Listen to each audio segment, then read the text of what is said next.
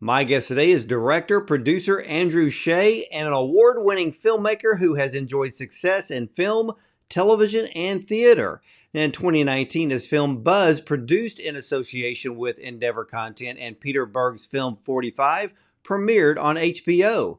But his films have screened at several of the most prestigious and selective film festivals in the world: the Cannes Film Festival Critics Week, the Sundance Film Festival, as well as Tribeca, and even DOC New York City, as well as International Documentary Film Festival, Amsterdam, and South by Southwest. Now, Andrew is a professor in the Department of Radio, Television, Film at the University of Texas at Austin, and he is a member of the Directors Guild of America, the Writers Guild of America, as well as the Stage Directors and Choreographers Society. And he is here today to talk about his newest feature film, I'll Be There, a family drama about a blended family who hasn't exactly blended well over the years, but one family member faces a health crisis, and sometimes crisis can cause the friction that is needed to smooth things out in the end. So, ladies and gentlemen, let's welcome filmmaker and professor Andrew Shea and his new film, I'll Be There, to the show. Welcome, Andrew. Thank you very much. Pleasure to be here.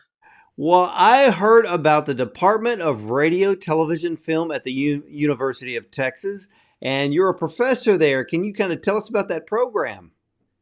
Sure. We have a large film production and scholarly academic program at both the undergrad and grad levels. We are often rated in the very top tier of film school programs, and I teach both graduate and undergraduate classes in directing and production. But UT Austin's a great place to work. Austin's a great place to live, and the film community in Austin is a very welcoming, vibrant place. So it's a great spot. Yeah, I always think about the slogan, get weird when it comes to Austin. And but it really plays into the fact that town, of course, I'm on the north side of Houston, but with Austin, out of all the metropolitan areas in Texas, Austin is probably the most creative out of all. Well, I guess four if we throw in San Antonio there. So a lot of creators there in Austin. Yeah, it's a great spot to be a creative person and to work in the arts. But look, there are a lot of creative people in Dallas, Houston, and San Antonio too. Not to diminish the work that goes on in those places, but Austin is a pretty cool place. Yeah, it's amazing, and of course, everything is bigger in Texas, as we can attest to. But I need to know, how in the world did you come across the script for I'll Be There, and what moved you to direct this film? So the script was written by a colleague of mine, Cindy McCreary, who teaches screenwriting in the same department I work in at the University of Texas.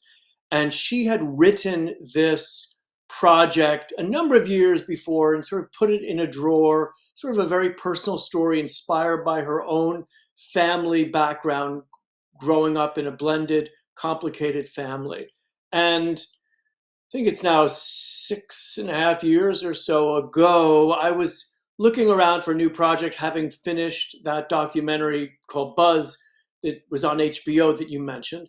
And Cindy showed me the script, and I read it, and I just really responded to the family dynamics, the complexity of it, the sense of humor, some of the surreal elements, and particularly by the ending, which I don't want to give away too much about, but I found it a very appealing, challenging project. And she and I partnered on it, and this is prior to the pandemic. So it was, a 6-year long process to develop it, fund it, cast it, crew it up, and shoot it all entirely here in Austin in 21 days in the summer of 2022.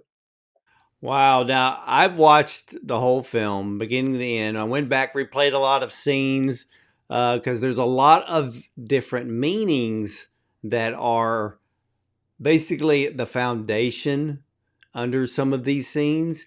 And can you explain to the audience a little bit what the synopsis of this whole film is about? Yeah, I mean, on the surface, it's a relatively straightforward story. It's about a young woman who's been estranged from her siblings. She grew up in a large blended family, and she's left Texas where they all live. She lives in Los Angeles, and she reconnects with her family, in particular with her older brother, who was her protector and closest friend when she was a child. And this takes place against the backdrop of her brother having bladder cancer surgery at the Norris Cancer Comprehensive Cancer Center in Los Angeles. This really did happen to Cindy in her real life in 2009. And so, in the course of the week that she sort of became her brother's caregiver in the hospital as he was recovering from this very radical surgery, um, she reconnected with him and more broadly with her family. And one of the wrinkles in the story is that all of this takes place against the backdrop of the death of an icon from their childhood, Michael Jackson, because he had died just the week prior to the surgery taking place. In reality, this did happen. And his body was being autopsied at the Los Angeles coroner's office, which is just across the street from the hospital where her brother was having his surgery. So she was surrounded by Michael Jackson fans and mourners, and he had been an important part of her childhood and the childhood of the family. So some of the letting go of trauma and sibling rivalries is sort of paralleled with letting go of that element of her childhood and all that Michael Jackson represented, both good and bad. So Yeah. it's a complicated element of the story. Well, that's what I loved about this movie is you have so many characters, there's a lot of complexities within the characters, but you blended each of the characters' own storylines so well together. And because when you have a cast this big where a lot of the characters, now Grace of course is the main character, and then AJ, but you're focused on all of the other characters as well because they play their big part, because this is a blended family and Yeah. a very complex blended family, I will say.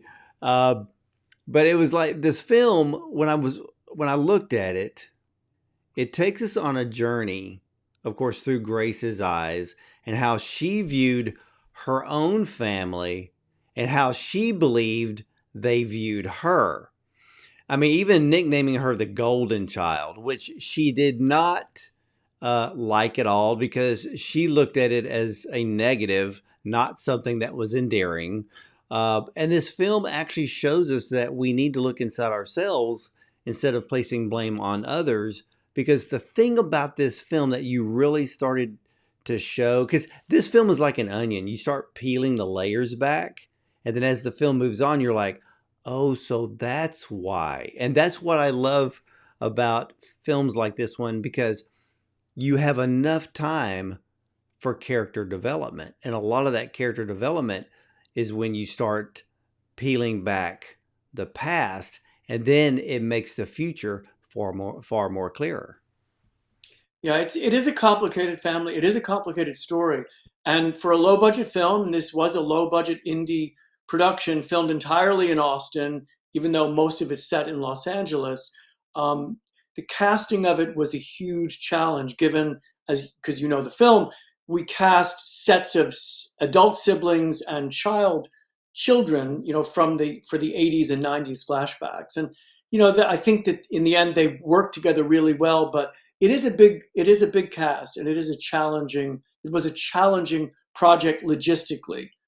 Yeah, and I'm glad that in this film you did not you actually you I mean you did not cause the flashbacks to be confusing.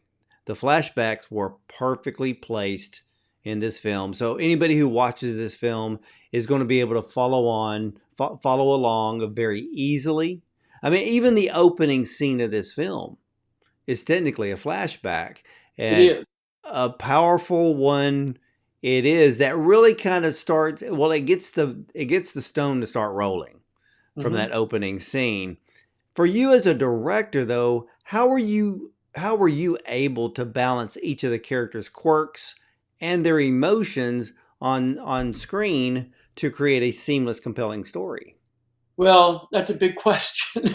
I mean, the best answer is casting. And I think we were very, very fortunate to have such a talented cast with so much heart, and everyone really worked well together and really came together. The kids on set became like a little family of their own, and they're from all over the place. There's some of them are from Texas, some from Los Angeles, and the cast, not just the child siblings, but everybody really came together. So they made it easy for me, honestly, as a director. I felt like my job was to sort of make sure they knew where they were and kind of what they needed or wanted in a given scene, and make sure the camera was where it needed to be.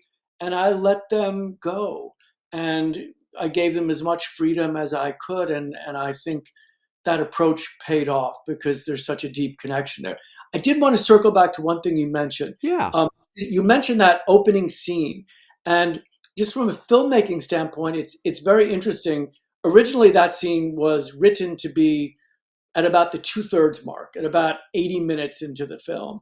But we realized through a series of test screenings that we were running into a level of confusion about some of the family dynamics, given the complexity of the family, the stepfather, Raymond, that you're familiar with having seen the film.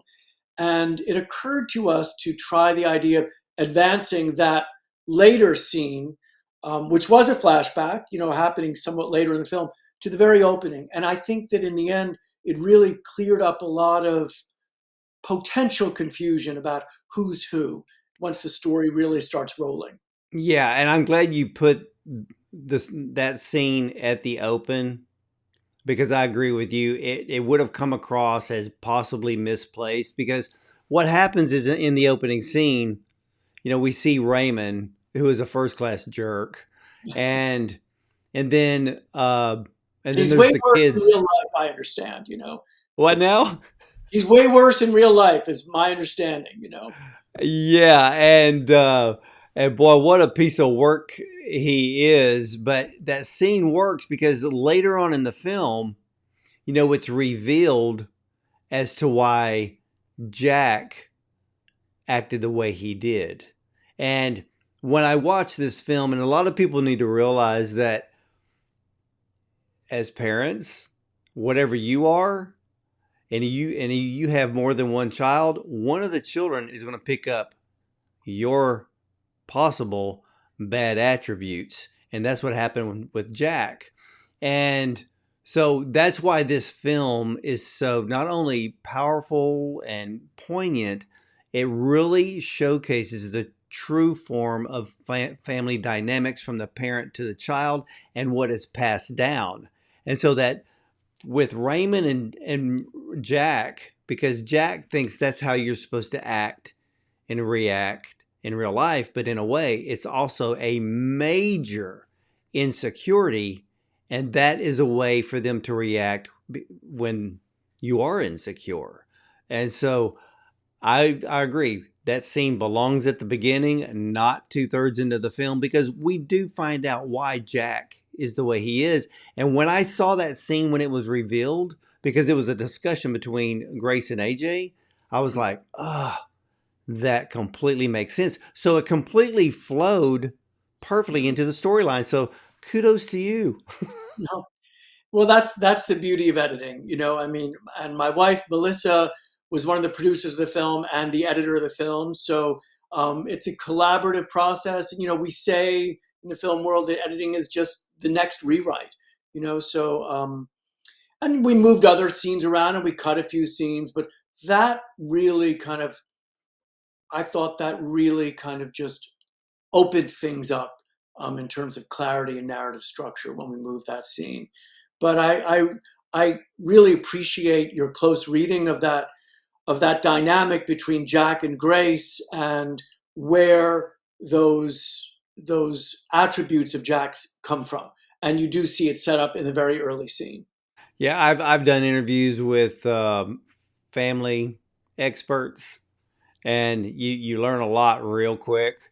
And then it bodes well when you're watching a film like this one. You're like, ah, yeah. It's almost like you're playing counselor or psychologist, and you're like, ah, yeah, I get it. And so it works. But there's elements here because like the opening scene, basically all the kids are together. So immediately when the film starts, we're seeing the different dynamics of the kids. Then we see them all at the table, which it goes back to another flashback later into the film when Raymond is technically younger at that time, where he wants to kind of get back in the good graces of the ex-wife. And of course, that doesn't work out very well. And then there's that scene when you see all of them together at the wedding reception, which, wow. I mean, you talk about making a wedding memory. Yeah, everybody will remember that one. Yeah. The wedding scene is a pivotal moment in the script. It happens at about the halfway point of the film, and it really is that break between Grace and AJ. And it really is the moment where they really separated. And it was a fun scene to shoot, but emotionally it's very raw, very ragged. Yeah, and I don't want to give any spoilers into this film, so because there's a lot of things here that I want the audience when they do have the opportunity to see I'll be there. I want them to figure it out themselves and have the same reactions I did with many of the scenes because every scene in this film, I mean, Andrew, every scene is important to this story and I would have hated to be in the editing room. Well, I mean, it can be, it was a year-long process. It can be frustrating, but ultimately it's a lot of fun and gratifying. For us, it was difficult to let go of some of those scenes we let go of, but there were some scenes, including another flashback scene to Grace's graduation, actually, that we cut because it felt in the end very repetitive with the wedding scene for all the reasons you were talking about. What happened at the wedding scene kind of happened at her graduation too, and a little goes a long way. Audiences are very smart, and we don't need to spoon feed and repeat things. So but it takes a while to come to those realizations that some of those things just need to go. Yeah, in the wedding reception scene, I mean, you talk about having family members let their feelings be known. And I'm thinking, so AJ and his wife, they're dating the whole time, but nobody says a word. Like nobody tells AJ, she's bad for you or you really want to get married, but no, they just basically wait till the wedding reception and let it all hang out. But I'm trying to think back at the scene because I think Jack started it all. Yeah, he always does. I think Elizabeth is not a bad person, No. AJ's wife. She's just a very strong person, and she's very protective of AJ, and I think jealous of Grace. Jealous of that golden child aura that Grace has always carried around with her. And we see that early on in the hotel room where they kind of go at each other a little bit, Grace and Elizabeth. Um, but Elizabeth is just a tough person. But I think for AJ, she's the right person.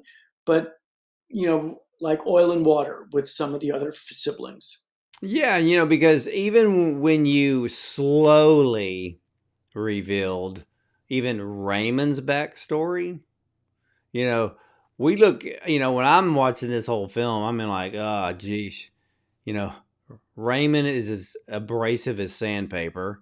He's narcissistic, insecure, and one big jerk. Um, all his marriages have failed, but then you have this one quick scene, and I don't want to really give it away, but we see a different side of Raymond, and Mhm. it's a quick scene, it's poignant, and then it goes away. So it's like the audience is like, oh, and then we move on. But it's just that moment that we needed to see, because people like that, there's always going to be that moment in private. Yeah. Yeah, there's a moment of vulnerability and caring there that most of the time is covered with a much more abrasive, angry demeanor. But we, we wanted to reveal that element as well. Well, now you have another element that I was really surprised about, and it's more than halfway into the film. When we start seeing all the siblings, and it's almost like they're all saying the same thing. One says something and the other goes, "I didn't know that." Like there were things about their siblings that they didn't know at all. And of course, a lot of those things, some of them were when they were children that they didn't know. And then some of them when they became adults, they didn't know. And so you have in this film, there's these revealing elements of each of these characters that plays so well with the storyline. I mean, you got to give a lot of credit and kudos to Cindy for writing a stellar script, but handling the complexities of every single character. Wow. I mean, I'd give her an award just for writing this thing. Well, I'll pass that on. But yes, I agree with you 100%. I think it's a very powerful, poignant, but script, but still with moments of humor. These are people who deal with trauma through humor, and that element of the story really appealed to me from the outset. So, as dark and heavy as the story gets, there are other moments, where we want people to really release their laughter and release the tension, pop that bubble of tension. And I think from seeing the film in a number of festival screenings and in theaters, that's working. Those comedic elements are there. Well, even with AJ, he's doing some dark humor because, he's dealing with bladder cancer. He's going to have this radical surgery. And then they're in the hospital and he's making jokes like, well, like, don't look at me that way, when I die. And then that mortifies the whole family because he's just open and I think he's just trying to lighten the mood in a way. And so it just plays well. But I loved AJ's character. Yeah, he's great. I mean, Ryan Cooper was great in the part. Jasmine Batchelor as Grace is great.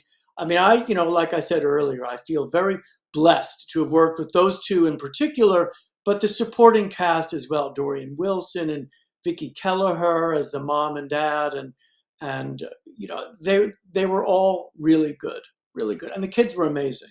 Well, and I love the fact that when AJ started feeling better, his recovery was finally moving along after the surgery. But there was just that funny scene in the wheelchair. And then I love the scene on the roof of the parking garage. Hmm. I mean, Yeah. it was just it's probably one of the best scenes in the film. Yeah, thank you for flagging that. That is it is the climax of the film. Everything that happens afterward is important, but it's what happens afterward is kind of the coda.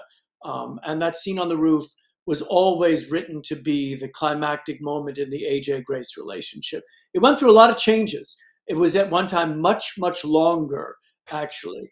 But in the course of auditioning the actors and then rehearsing that scene, we really distilled it down just to what was really at stake emotionally. That was a difficult scene to film. I mean, it was 102 degrees that evening in Austin. We filmed all this from late June to late July, and you live in Texas, so you know what that means.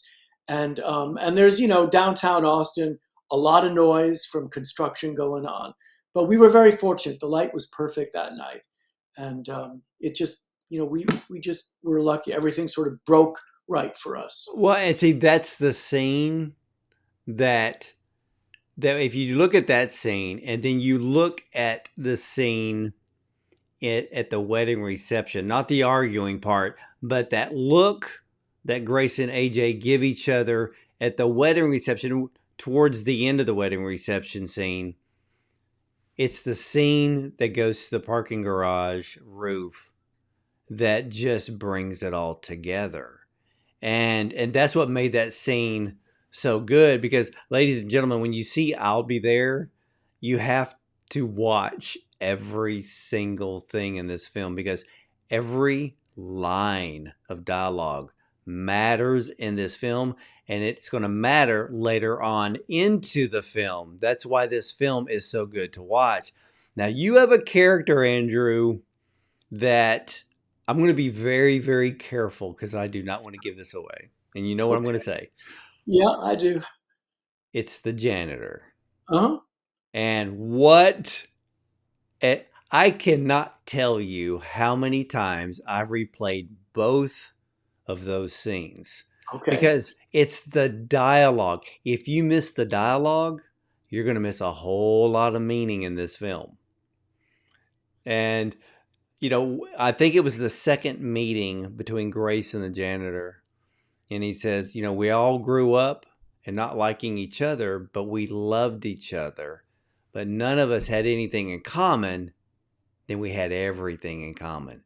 I went, wow, how very poignant and profound those words are. That sums up family. Mhm. Yeah, I agree. I mean, I think it's probably best not to give away No, no, too no, much. no, no, no, no. And There's yeah, a, there's parts of it I am not even going to repeat. there is a surreal element, in the story that, and the janitor sort of is a part of that. And he sort of takes Grace under his wing and sort of becomes a kind of soothing presence. Um, and a callback to her past. And it's one of the things that really appealed to me when I read the script, that it wasn't entirely just a straightforward drama about a family coming back together set against the backdrop of a cancer surgery.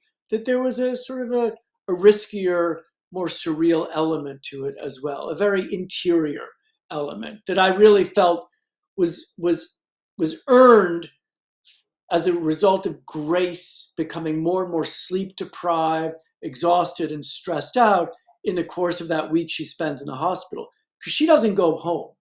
She sleeps there night after night after night. Yeah, So, there's a line that the janitor says, I'm not going to repeat it. And I had to play it because I'm like, what did he say? Because I noticed, and it was the last meeting between the two. And it was Grace, and she's sitting at that little table, and she goes, oh, yeah, I forgot that you were married to her. And I went, what? And here's what makes that scene and that line so brilliant in this film. Because if people are sitting in the theater and they hear it, there's no way they can rewind it. I did, but they won't be able to, and they're going to go, "What was that?" Because it's like this little mystery in the film that's going to get mm, people to think. And I mean, I played it over and over again. I was just like, "Oh my gosh!" And so I think that just the implementation of the janitor into this film just it kind of broke up because, like you said, if the janitor wasn't there, it would just be this complete family drama from beginning to end, and it would be in a way tiring.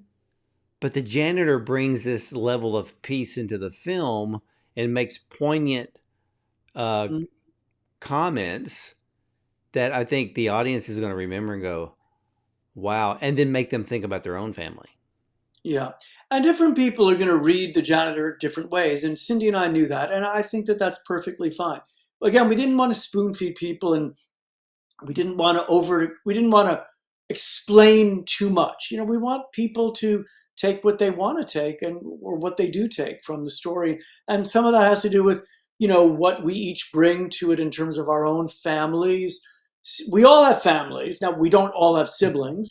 We don't all have damaged sibling relationships, but we all have families. So the core themes of the story are universal in that respect. But we all come from different places, and some of us have more of a connection to 80s pop culture than others, and that's okay. We're Cindy and I are really okay with different people reading some of those scenes that you're alluding to differently. Well, yeah, and the coolest thing is now it's 2024, almost 2025, And to think now that the 1980s are more than 40 years ago. And so when you see a flashback in a film, it's always that the colorization is going to be different because it's trying to allude to the past. And to sit there for a lot of us, we're like, oh yeah, the 80s. We act like it's only 10 years ago, not realizing that it's actually 40 because we're still listening to the same music. Right. It never ages. Yeah. Yeah. So yeah, the flashbacks, we didn't want it, we didn't want to color it different. There's production design elements and wardrobe, but we wanted those flashbacks to feel sort of seamless and let the audience work a little bit. We didn't want to spoon feed, okay, we didn't want to use lower thirds and announce the time frame. We figured people will figure it out on their own. Oh, I'm kind of glad you did that. Yeah, because I've seen those films to where they kind of time stamp the Yeah. scene. And in a way, like you said, it's almost like treating the audience like they're not that smart.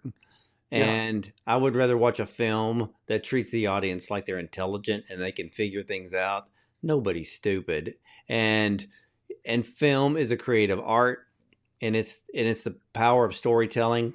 And this film showcases the power of storytelling because these are the types of films that I miss seeing because Hollywood's got caught up in the whole world of Marvel and DC, and spending 200-300 million on a film, which basically comes out to be a 2 hour piece of clickbait to drive the audience to the theaters. Where a lot of people that I talk to, they're like, can we start seeing real stories about real people, about real life that have meaning, may have elements in the story like this film does, that when we leave the theater, we start thinking like, yeah, I need to work on me so I can be better to those around me. And that's what this film showed. It really opens up self-reflection. Yeah. I really appreciate how closely you read the film and the thought you've put into it. No, I mean it because you've responded to it exactly the way we want people to. I mean, we want people to be entertained, but we want to surprise people too and get them to appreciate their own families. We've had a lot of people who see the film and then say, I just went and I called my brother who I haven't talked to in 5 years. Or, I just went through, I mean, look, everyone's been touched by cancer, right? All of us, whether we've personally experienced that disease, I think it's fair to say everyone knows someone who's been touched by it. So, there are elements of the story that I think really do touch a broad audience. And so when people talk about these elements in the story are inspiring them to reach out to family members or friends that they've become estranged from, that's very powerful for us, having invested this amount of time in making the story. Well, you even made the medical staff so true to life to the point that when one of the doctors or even one of the nurses says something, you're like, could you just word that a little bit differently? But that's how they talk. I mean, it's always doom and gloom. It's kind of like, let me set you up for doom and gloom because if something really good and positive happens, and then that feeling will go away. And I'm like, why do doctors have to be that way? But even those elements in this film were portrayed true to life. We tried to be as accurate as we could. We were working. The location we used is actually it's not an operational hospital, but it's a former operational hospital that's now used as a teaching facility. So we had a lot of consultation from doctors and medical professionals who were familiar with the procedures we were dealing with. So we didn't want to be overly technical about it. It's not a procedural film, but we wanted it to feel authentic. Oh yeah, and it was. Now out of all the scenes in the film, besides the rooftop scene on the parking garage, what was the most difficult to film? Probably the final scene in the film, set on the 405 freeway in Los Angeles, because we filmed that on the very first day of production, and it's the biggest set piece, and we were dealing with a lot of stunts, cars, extras, a dancing sequence, um, and then there was a lot of planning that went into the augmented digital effects that sort of helped create the illusion that this was a Los Angeles freeway, because we were actually in a driveway in at the local racetrack here in Austin, the F1 racetrack. Um, so that was a very challenging scene to film. Um, and there were others. I mean, but that I would probably single that out. Yeah, I can see that now that I think back on it and look at every element, because I remember almost everything in this film. And so, yeah, I can see how difficult that would be. Now, have you had audiences see this film yet? Because I understand is going into, or if not already in, the film festival circuit. And if you've Yes. had audiences see it, um, what has been their reaction, and what are some of the questions that you get about it? Well, first of all, yes, we've been on the festival circuit for a few months, and we've had some terrific screenings. We won the audience award at the Austin Film Festival, and it's screened in a number of festivals. It's now in digital release. It's now available on YouTube and Amazon and Google Play, and a number all the major transactional video on demand platforms. Um, but in we in our Q&As with audiences, what's been gratifying really is just how emotional people have been. I mean, I don't want to call it a tearjerker, but but people find it very moving, and not everybody, but a lot of people are very moved to tears and to laughter. And I like to think the film has a lot of heart, and that's what we really wanted. And so we've been very gratified by that very strong outpouring of emotional connection that people have displayed in the theaters. And then a lot of people do have questions about the casting and working with the actors and the development of the script. Some of the things we've talked about. People ask about the janitor, which we've talked about a little bit. Um, and Yeah.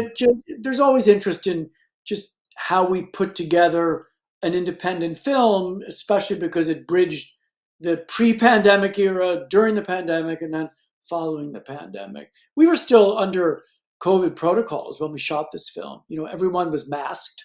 I was masked throughout throughout production. The actors weren't when they were on set performing, obviously, but this was sort of the tail end of the COVID protocols within the film, the required protocols from the Screen Actors Guild and the Directors Guild of America toward the end of the pandemic.